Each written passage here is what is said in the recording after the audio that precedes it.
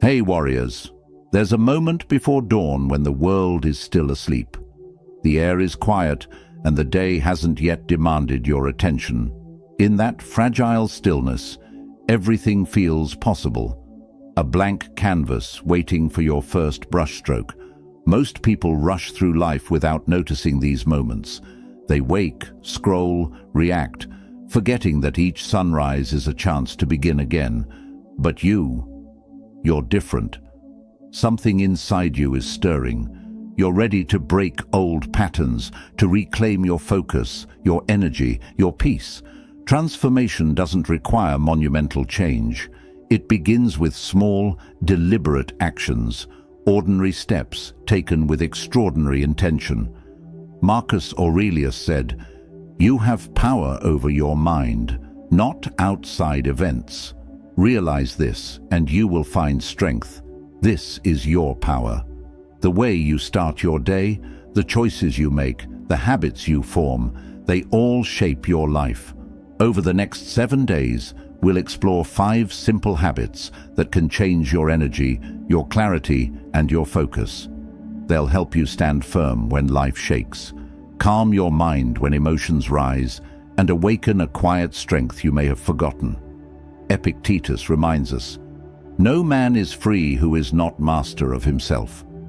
Freedom begins within, with discipline, awareness, and intention.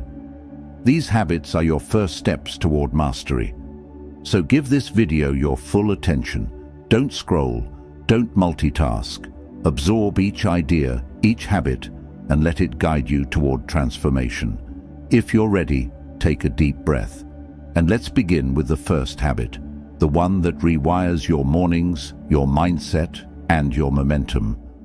Before we begin, claim your commitment. Type in the comments, "I rise, I focus, and I begin each day with purpose." Number 1, wake up at dawn and own the morning.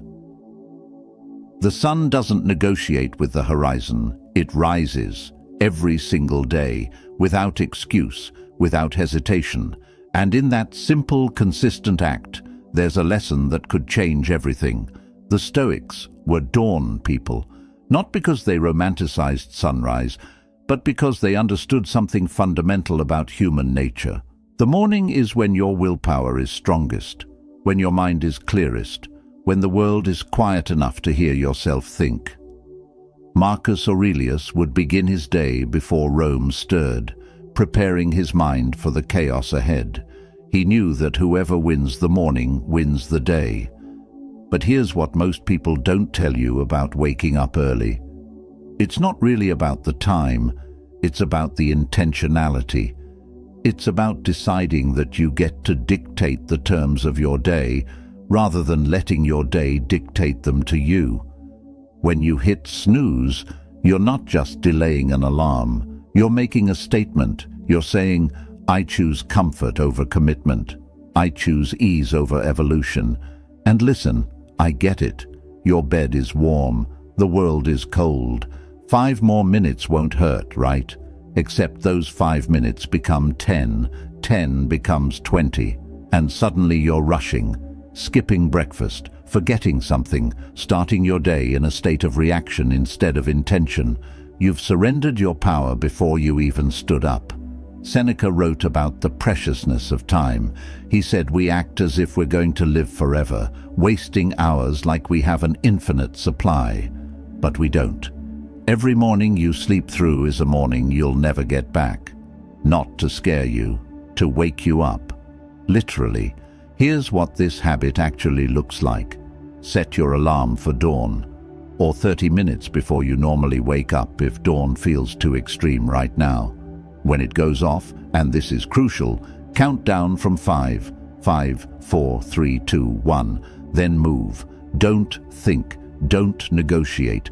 Move your body out of that bed, because in that 5-second window, you're more powerful than every excuse your mind is about to generate. Once you're up, don't immediately grab your phone. Don't scroll. Don't check emails. Don't let someone else's emergency become your morning. Instead, drink water.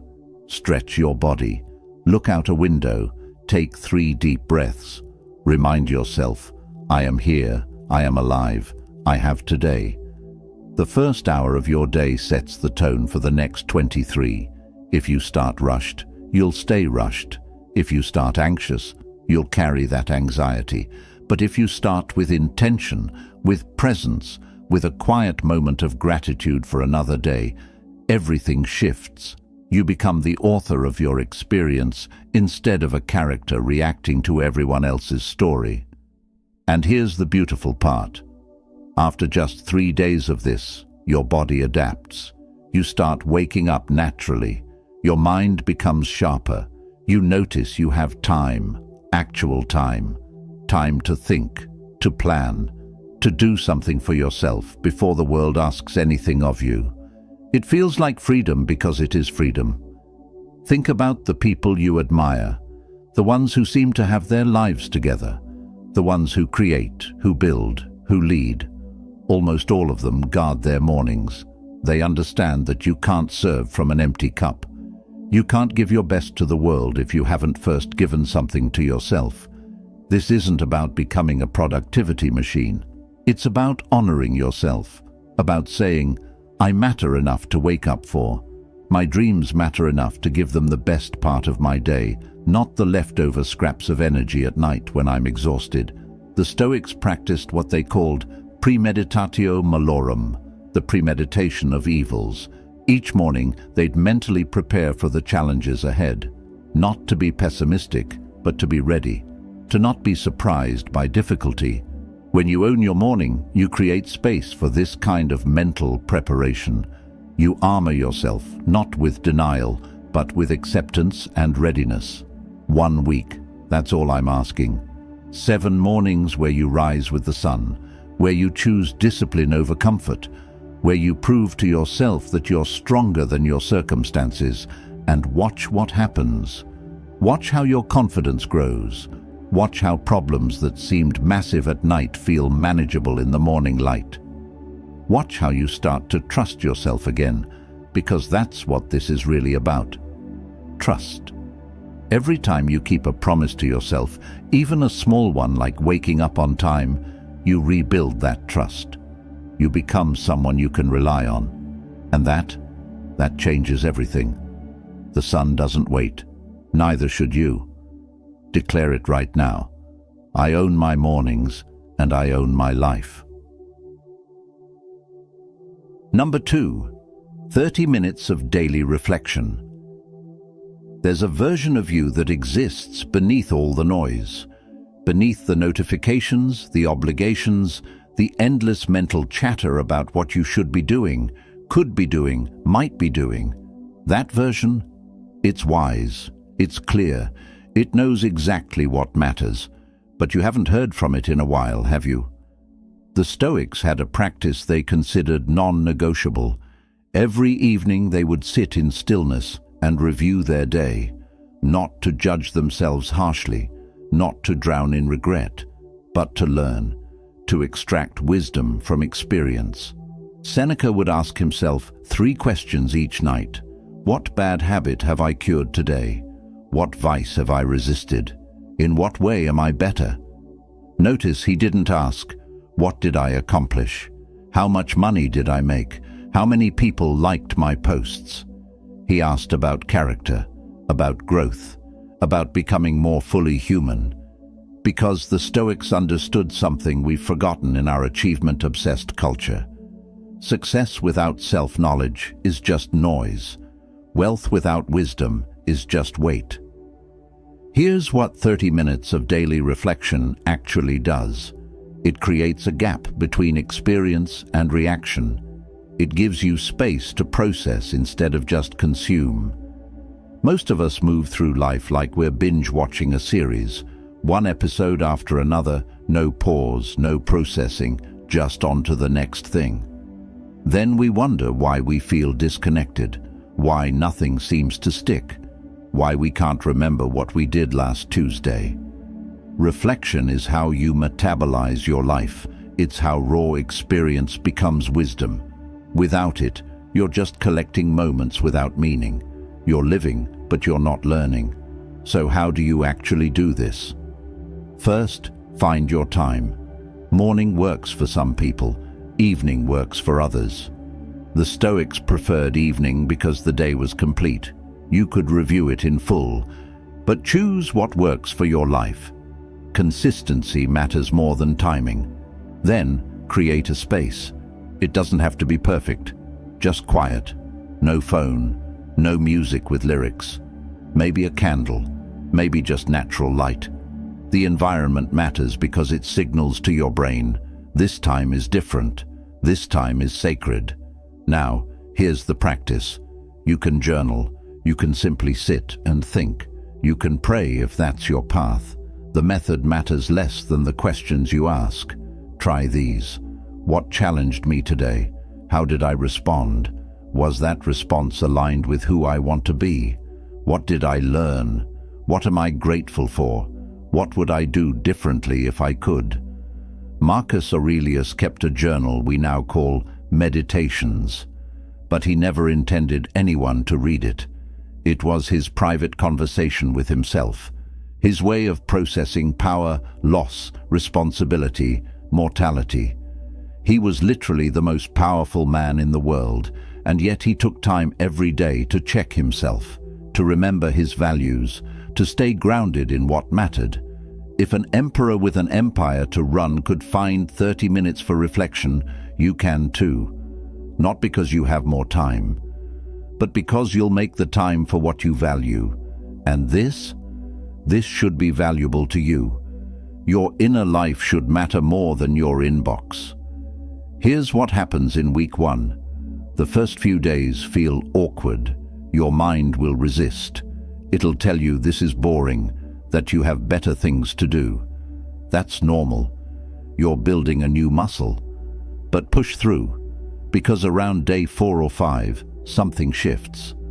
The reflection gets easier, deeper. You start noticing patterns. You see where you're reactive, where you're avoiding, where you're growing. You start to catch yourself during the day. Before you snap at someone, a voice whispers, "Is this who you want to be?" Before you waste an hour scrolling, something reminds you, you said you wanted to write, to read, to create. That voice, it's always been there. Reflection just turns up the volume. The practice also creates accountability, but the good kind. Not shame-based, not punishment, just honest assessment. You become your own wise mentor. The Stoics called this your inner demon, a guiding spirit that knows your potential and won't let you settle for less. And here's the profound part. When you regularly reflect, life stops happening to you and starts happening for you. Obstacles become teachers. Failures become feedback. Pain becomes the tuition fee for wisdom. Nothing is wasted. Everything has purpose. Not because the universe is specially arranging things for you, but because you've developed the eyes to see the lesson in everything. Epictetus taught that we have 2 ears and 1 mouth for a reason. We should listen twice as much as we speak. But I'd add this. We also need to listen to ourselves, to our own inner wisdom. Reflection is that listening. It's how you hear what your life is trying to teach you. 30 minutes, 1 week. That's the commitment. Sit with yourself. No distractions, no escape. Just you and your thoughts, and the quiet recognition that you're worth this time, that your growth matters, that becoming who you're meant to be is the most important work you'll ever do. Pause for a second. If you're brave enough to face yourself honestly, write, "I make time to know myself deeply." Number 3, movement. Sweat daily. Your body is not a machine you operate. It's not a vehicle you're stuck driving. It's you, completely, undeniably you. And right now, it's trying to tell you something. The tension in your shoulders, the heaviness in your chest, the restlessness you can't name. That's not weakness. That's energy trapped inside, begging for release. The Stoics didn't separate mind from body. They understood what modern science is only now confirming. You cannot have a strong mind in a neglected body. Marcus Aurelius practiced wrestling and boxing, not for vanity, not for competition, but because physical struggle taught him about mental resilience. Every drop of sweat was a lesson in endurance. Every burning muscle was a reminder, I am stronger than I think. Seneca, despite chronic illness, would take long walks and cold baths. He wrote, "We suffer more in imagination than in reality." He knew that physical discomfort trained you to handle life's inevitable hardships. That when you voluntarily choose challenge in your body, you build capacity to face challenge in your life. But here's what we need to address honestly. Most of us have a complicated relationship with movement. We've turned it into punishment, into something we should do, into a way to fix what's wrong with us. We've made it about aesthetics and Instagram and before and after photos. We've stripped all the joy and meaning from it. No wonder we avoid it. Let me reframe this completely. Movement is not about changing how you look. It's about remembering what you're capable of. It's about feeling alive in your own skin. It's about processing emotions that live in your body, not just your mind. Anxiety, anger, grief, frustration, these aren't just thoughts. They're physical, and they need physical release. When you move your body, when you actually sweat, something chemical happens. Endorphins flood your system, cortisol drops, your brain literally changes, but something spiritual happens too. You reconnect, you come home to yourself. You remember, I am not just a thinking thing. I am a living, breathing, moving creature. I am alive. Here's what this habit looks like in practice. 30 minutes, every day, of movement that makes you sweat. Not a gentle stroll, not stretching on your couch. Real movement, running, dancing, lifting weights, swimming, biking, jumping rope. Yoga that challenges you. Anything that raises your heart rate and reminds your body it was built for more than sitting. And I know what you're thinking. I don't have time.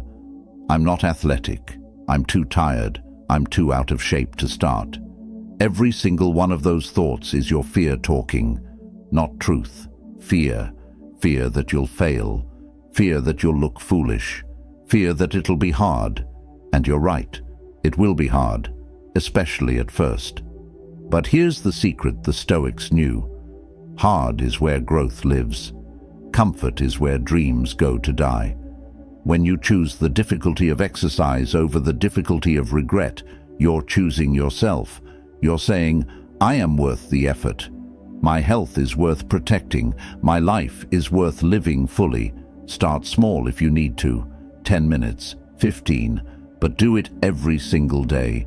Consistency builds the habit. Consistency rewrites your identity. You stop being someone who should work out and become someone who does. That shift, that's everything. The Stoics practiced voluntary discomfort. They'd sleep on hard floors, skip meals, expose themselves to cold. Not to be extreme, but to prove to themselves, I can handle more than I think. Your daily movement is that proof. Every time you push through when your mind says stop, you're building evidence. Evidence that you're disciplined, that you're committed, that you're someone who keeps promises to themselves. And let's talk about what happens mentally. You know that fog that sits on your brain, that heaviness, that sense of being stuck. Movement clears it, like wind clearing smoke. After you sweat, problems that seemed impossible suddenly have solutions. Decisions that felt overwhelming become clear. It's not magic, it's biology. Blood flow to the brain, oxygen, release of neurochemicals that literally make you feel better. Within 3 days of daily movement, you'll sleep better. Within 5, you'll notice your mood stabilizing. Within 7, you'll feel something you haven't felt in a long time. Pride. Real pride. Not the ego kind, the quiet kind. The kind that comes from knowing you showed up for yourself when it mattered. There's a reason warriors, athletes, and philosophers have always understood the importance of physical discipline, because the body teaches what the mind forgets, that you're resilient, that discomfort is temporary, that you're capable of far more than you believe. Every workout is evidence. Every drop of sweat is proof. Your body is the only place you have to live. Treat it like the sacred temple it is, not with punishment, but with respect, not with shame, but with gratitude, not someday, but today, right now, this moment. Move, sweat. Remember what it feels like to be fully, completely, powerfully alive. The Stoics knew that a life well lived requires a body well used, not perfected, not Instagram ready, just strong enough to carry you through your purpose, healthy enough to support your dreams, vital enough to feel joy. That's what this habit gives you, not a different body, a reclaimed life. Your body is listening. Tell it what you're about to do. Comment, "My body is strong, and I honor it with movement." Number 4, digital detox for 2 to 3 hours. There's a thief in your pocket, silent, sophisticated, stealing something more precious than money. It's taking your attention, your presence, your ability to think deeply, feel fully, be here now. And the worst part, you invited it in. You check it first thing in the morning, last thing at night, hundreds of times in between. You know what I'm talking about. Your phone. The Stoics lived in a different world, but they faced the same battle. Distraction. Marcus Aurelius wrote, "Confine yourself to the present, not because the present is always pleasant, but because it's the only place where life actually happens, the only place where you have power, the only place where you're real." But we don't live in the present anymore, do we? We live in our screens, in other people's highlight reels, in comment sections and news feeds and endless streams of content designed, literally engineered, to hijack our attention. Silicon Valley didn't accidentally make these apps addictive. They hired neuroscientists, they studied gambling mechanics, they built digital slot machines that pay out in likes and notifications, and that little dopamine hit that keeps you scrolling. And it's working. The average person touches their phone 2,600 times a day, checks it every 10 minutes, spends over 4 hours staring at a screen. 4 hours. That's a quarter of your waking life, given freely to algorithms that don't care about you, your dreams, your relationships, or your peace of mind. They care about engagement, about keeping your eyes on ads, about turning your attention into profit. But here's what they can't take unless you give it. Your choice. You still have that. Right now, in this moment, you can decide, enough. I am reclaiming my attention. I am taking back my life. This habit is simple but not easy. 2 to 3 hours every day, completely disconnected. Phone off, or better yet, in another room. No social media, no email, no news, no screens of any kind. Just you, present, available, alive to what's actually in front of you, and I already hear the resistance. But what if someone needs me? What if I miss something important? What if there's an emergency? Here's the truth. For thousands of years, humans survived without instant connectivity. Your grandmother didn't have a smartphone. She was fine. You will be fine. Better than fine. You'll be free. Epictetus taught his students to distinguish between what's in their control and what's not. You cannot control what happens in the world. You cannot control what people post, what news breaks, what crisis unfolds. But you absolutely control where you place your attention. And right now, you're giving it away, volunteering it, surrendering it to forces that do not have your best interest at heart. Here's how to implement this. Choose your window. Maybe it's 6 to 9 in the evening. Maybe it's Saturday mornings. Maybe it's the first hour after you wake up and the last hour before bed. Choose what works, but choose deliberately. then protect it, fiercely, like your life depends on it, because in many ways, it does. During these hours, rediscover what it means to be human. Read a physical book, have a face-to-face conversation, cook a meal with your hands, sit in silence, draw, write in a journal, take a walk without headphones, look at the sky, notice the details of your actual life, not the curated versions of other people's lives. The first day will feel weird. Your hand will reach for your phone automatically. You'll feel phantom vibrations. You'll experience something close to withdrawal because that's literally what it is. You're detoxing from an addiction, but don't quit. Breathe through it. Notice the discomfort without obeying it. The Stoics called this voluntary hardship, choosing difficulty now to build strength for later. By day 3, something remarkable happens. Your mind starts to clear. You notice you're calmer, less reactive, less anxious about things that don't actually matter. You realize how much of your stress was imported, how much of your discontent came from comparison, how much of your time was spent consuming instead of creating, watching instead of living. By day 7, you'll wonder how you ever lived any other way. You'll have finished that book you started months ago, had that conversation you've been putting off, made progress on the project that matters. Most importantly, you'll have been present, actually here, engaged with your real life instead of everyone else's digital performance. The Stoics believed in memento mori, remember you will die. Not to be morbid, but to be motivated. Your time is finite. Every minute scrolling is a minute you'll never get back. Every hour lost to digital noise is an hour not spent on what matters, on who matters, on becoming who you're meant to be. Think about your deathbed, seriously.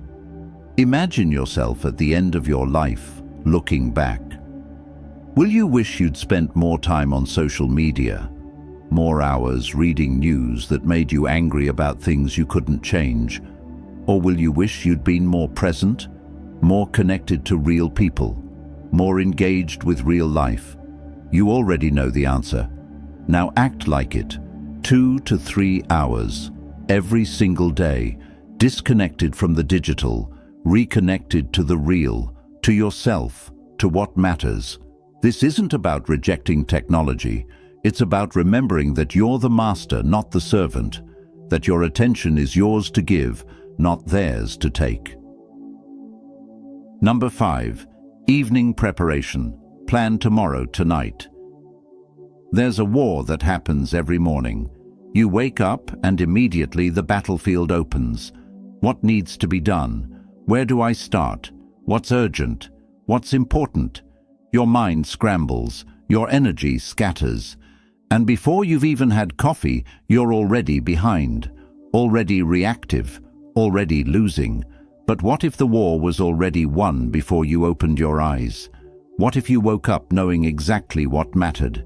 What if your day had direction before chaos tried to steal it? The Stoics understood this. They knew that preparation is power, that the evening holds the key to tomorrow's victory. Seneca wrote to his friend Lucilius, "The whole future lies in uncertainty. Live immediately." But living immediately doesn't mean living randomly. It means being so prepared, so clear, so intentional, that when the moment arrives, you're ready. You don't waste it deciding, you spend it doing. Think about a general before battle. Does he wake up and figure out strategy while arrows are flying? Nah. He plans at night. When it's quiet, when he can think clearly, when there's space to consider options, anticipate obstacles, position resources. By the time battle comes, he's not making it up as he goes. He's executing a plan. That's the difference between victory and chaos. Your life deserves the same respect. Every evening, before you sleep, take 15 to 20 minutes to prepare tomorrow. Not just a to-do list, a real plan, an intention, a commitment to yourself about who you're going to be and what you're going to accomplish when the sun rises. Here's how this works. Grab a notebook or open a simple document. Start by asking yourself, what are the 3 most important things I need to do tomorrow? Not 10 things, not 20. 3. Because when everything is a priority, nothing is. The Stoics called this the discipline of focus. Knowing what deserves your attention and what's just noise disguised as urgency. Write those 3 things down. Be specific. Not work on project, but write the introduction section for 2 hours. Not exercise, but run 3 miles at dawn. Not call mom, but call mom at 6 p.m. and really listen. Specificity removes ambiguity. Ambiguity is where procrastination lives. Next, identify potential obstacles. Marcus Aurelius practiced this every morning, but you can do it the night before. Ask yourself, what might try to stop me tomorrow? What distractions? What excuses? What unexpected challenges? Maybe it's oversleeping. Maybe it's a coworker who talks too much. Maybe it's your own fear of starting something difficult. Name it. Write it down. Then, and this is crucial, plan your response. If I'm tempted to skip my morning routine, I'll remember why I started. I'll count down from 5 and move. If my coworker interrupts, I'll politely say I'm in deep work mode and suggest we connect at lunch. If fear shows up, I'll acknowledge it and do the thing anyway.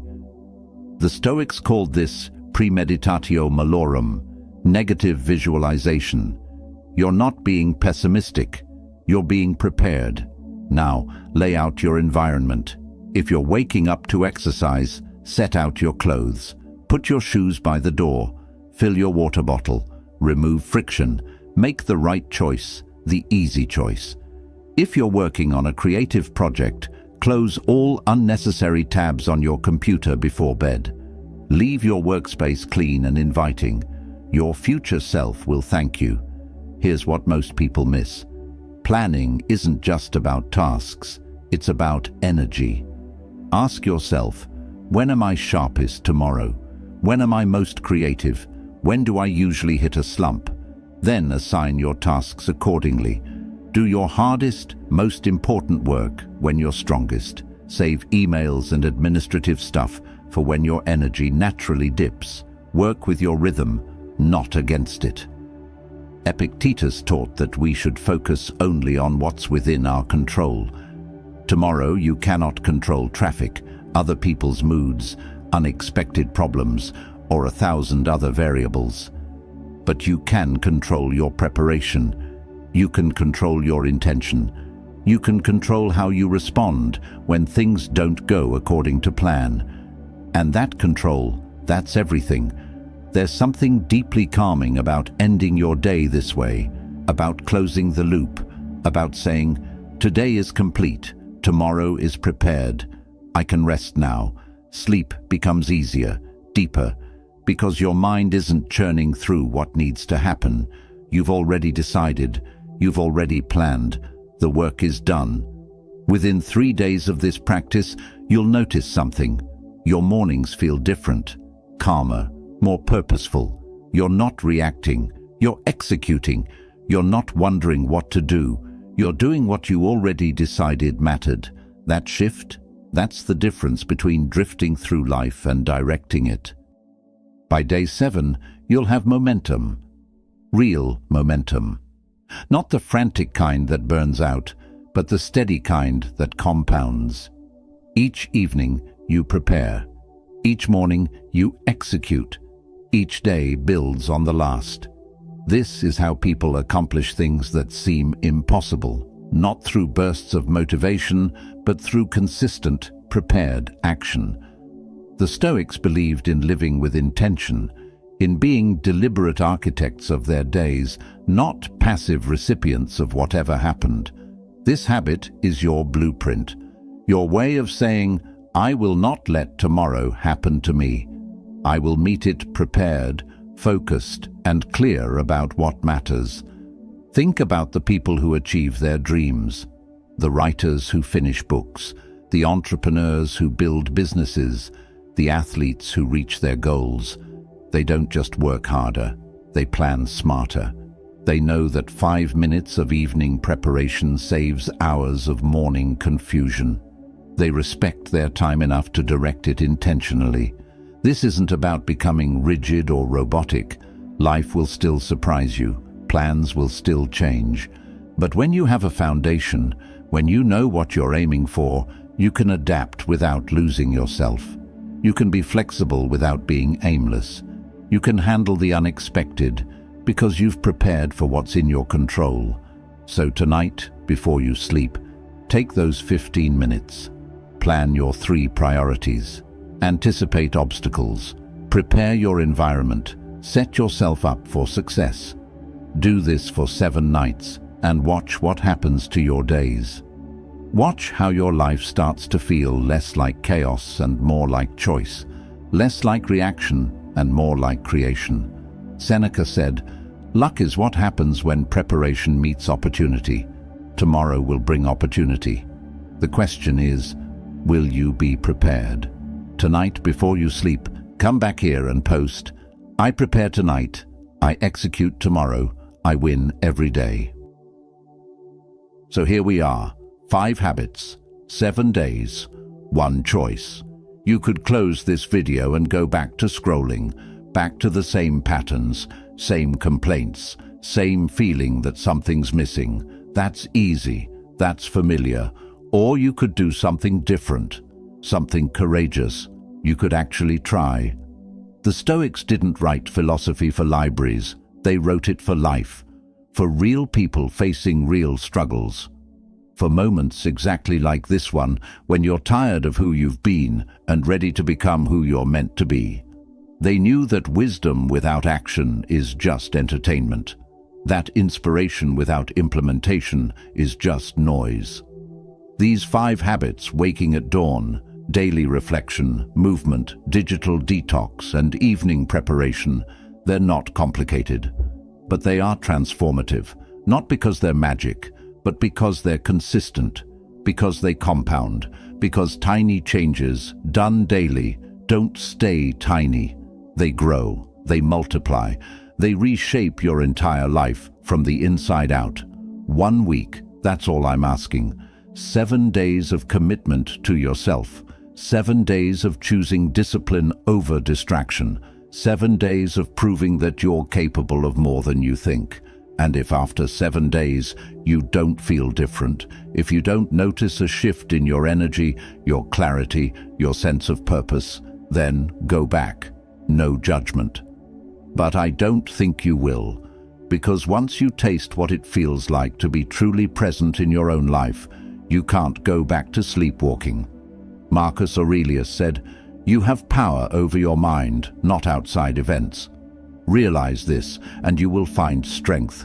This is your power, these habits, this moment, this choice. So do this for me. Hit that like button. Drop a comment with the habit you're committing to first. Share this video with someone who needs to hear it. Subscribe to this channel because we're just getting started. And most importantly, start. Today. Right now, not tomorrow. Not when conditions are perfect. Now. Your life is waiting. Go meet it. This is where excuses die and action begins. Seal your promise below. I am done waiting. I am ready. I start now.